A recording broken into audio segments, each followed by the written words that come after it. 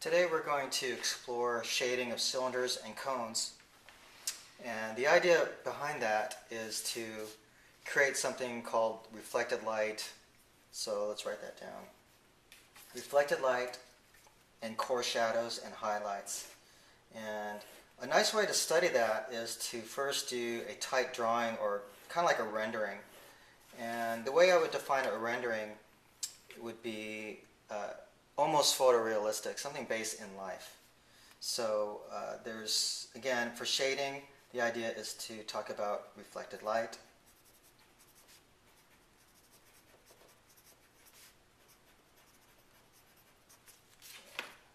Core shadow. Let's see here.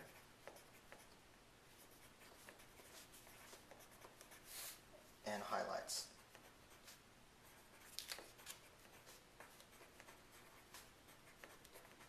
Okay, so we'll go through that and we'll study kind of a rendering. So we'll do a pastel sketch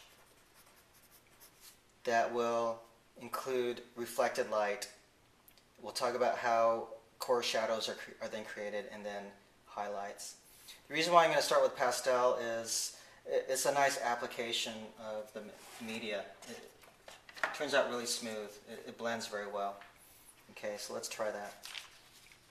Okay, so it's going to be pastel, but let's talk about cylinders for a second. Cylinder, that could be called a cylinder, this piece of tape. If you look at a piece of tape straight on, the top looks flat. As that is rotated until this point, then it looks like a perfect circle. So somewhere between a straight line and a perfect circle is an ellipse.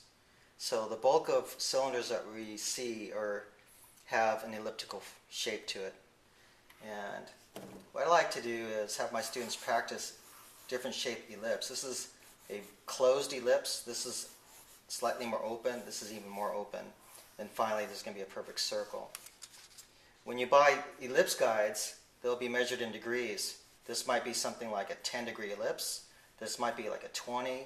This might be like a 40. When you get to a circle, that's technically like a 90-degree, but they'll never call it a 90-degree. So that's just a circle. And this is how you would buy ellipse guides. Now, in terms of the anatomy of an ellipse, one side is longer than the other. And so to identify that, the longer one, what you can call a major axis. Major. Okay. And then perpendicular to that would be the minor axis. Okay. Minor axis.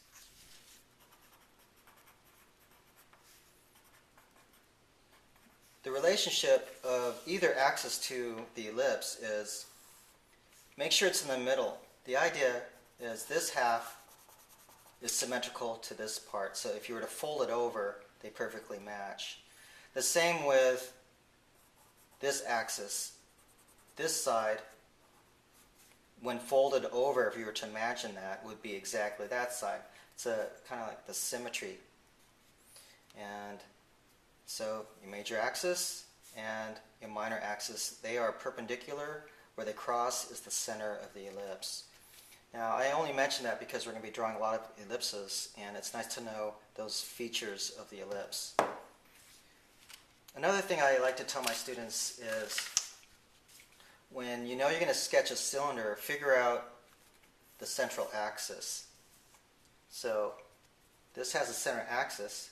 As I rotate that, that axis is going to always be there. It's a vertical line in this case. So if you know where your center axis is, you can line up your forearm to that axis and draw an ellipse. And draw a bunch of different shaped ellipses, and that would be a nice starting point to do different kinds of shapes.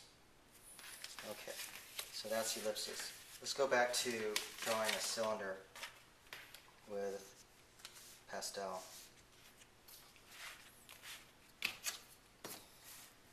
So I'm going to lightly outline my drawing. I'm going to have a central axis here. I'm just going to picture it and draw part of that so I can see where I'm going. And I'm lining my forearm to this axis. I'm going to angle it because it's more comfortable to draw this way. And I'm going to draw an ellipse, really rough. Now whatever shape that ellipse is, I want to open it up more at the bottom to make a perspective. Because as this ellipse, what you see up here, as it's lower in your vision, it tends to look more round. So here I'm going to make it a little bit more round. That's pretty good. So I'm going to tighten up this drawing before I apply pastel. And what I mean by tightening up is just find the lines that I really want to use and darken those lines in. Okay. Now I'm going to turn this drawing upside down because I'm going to only draw a part of this ellipse here. I want to curve this part of the ellipse so it blends into the vertical line here. So there's a vertical line to this. And I want to blend that ellipse into it. So let's try that.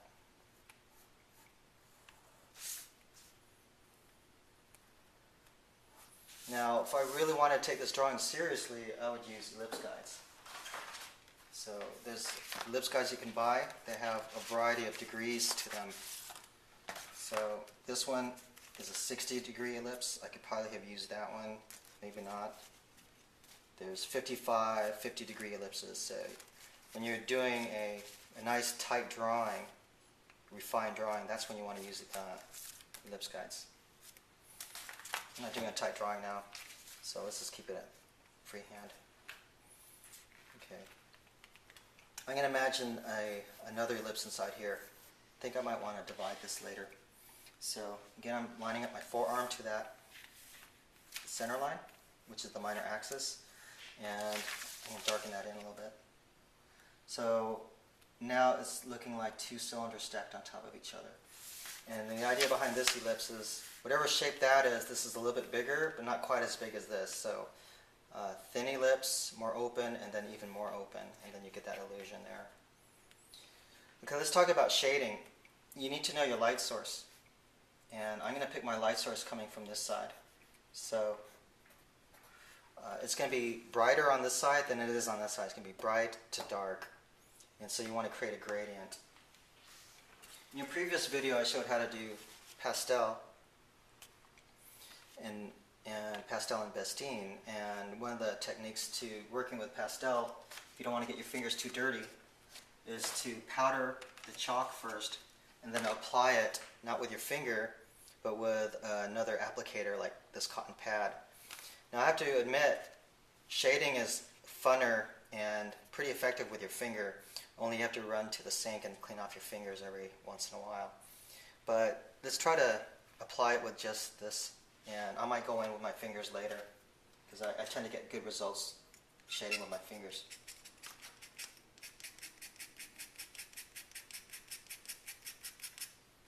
Okay, so powder that enough, and I'm going to apply this dry. And so I'm just going to pick up some of that powder, and some artists like to mix a little bit of baby powder in that. What that does, it breaks it down to a finer grain.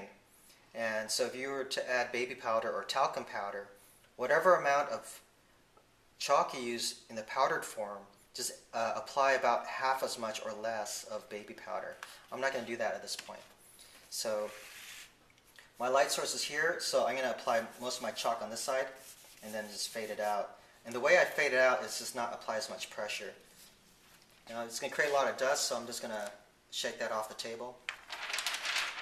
And it doesn't get very dark, that's why they call it pastel. Pastel is very light. So I'm going to try add a little bit more shading here. And I'm going just past halfway, not too much. And then a little bit further, okay? So that's about as dark as I'm going to get. Now, because your hands has natural body oils, if I use my fingers, some of that oil is going to go into the paper, and I'll be able to get a little bit of a darker tone. So I'm just rubbing it off here. Now, back in college, my instructor wouldn't like me doing this, but it's fun, and there's chalk on my fingers. Now, if you really want to get it dark, you can just apply it here. Now I'm just drawing with the pastel. And I'm not pressing too hard, but then you can get even darker. What's going on is that pastel is going into the pores of the paper. Okay, so I'm not masking. I'm just go ahead and covering that up. Okay, so now I have dark to light and dirty fingers. Okay, now I'm going to add some reflected light. Now, the surface, what am I going to do about the top surface? I'm not sure yet. I think I'm going to lighten that up a little bit. This cotton's picking up some of that chalk, so that's going to be a little bit lighter. There's a lot of dust. Use a dust brush, not your hands. So either an inexpensive brush, or if you're done drafting, you can use a drafting brush. Okay. So the finishing touches will be done in pencil. So I'm not finishing this up right now. I'm going to add some reflected light. Reflected light simply means if I have a shape and then I include something to bounce the light from on the side, it'll tend to lighten up the area that was really dark. So I'm going to go ahead and use white chalk here. And I'm going to apply white chalk right here and pretend there's a little bit of light bouncing off of a wall. I'm going to pretend there's either an object or a wall back here, and I'm just going to blend that out a little bit. And just a little bit of, it's not quite the color of the paper, so it's a little bit darker than color paper. But this is pretty good reflected light. And again, there's not a lot of detail. The detail will be added with the pencil.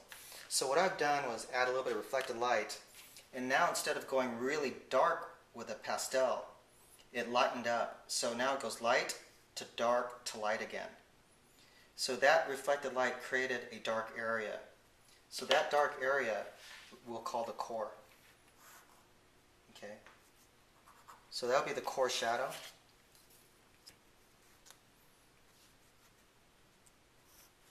Just label that. I like to write outlines for my lettering. It just keeps it a little bit more neater. So core, shadow.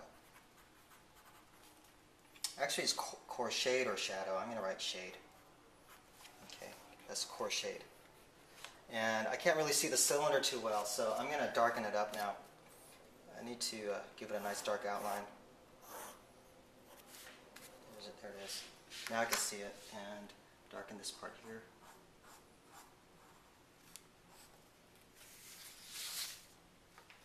And now, because there's a lot of chalk and I'm wearing long sleeves, I'm going to cover part of this drawing so I don't get too dirty here.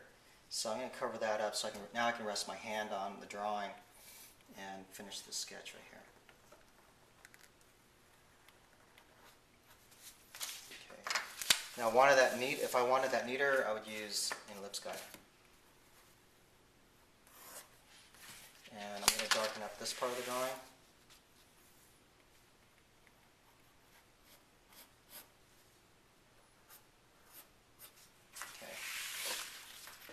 And so now I have some basic shading. Lighting from this side is not going to be completely bright. I'm going to tone this a little bit, this area down here, just a little bit. Now what I'm going to do is, here I didn't mask, but I could mask if I wanted to. I'm just going to simply get a sheet of paper with a nice straight edge and just add a little bit of tone on this side. Okay, to make that edge look like it's bending away from the light source. And then now I have a little bit of a highlight in the middle. So I can blend that a little bit more. And now I have a slight highlight. So that's a really quick concept of shading with pastel. I had applied pastel light to dark to color the paper, added reflected light, and then I decided to color this side a little bit more. And then it created highlights here, and there's a little bit of a core shadow on that side.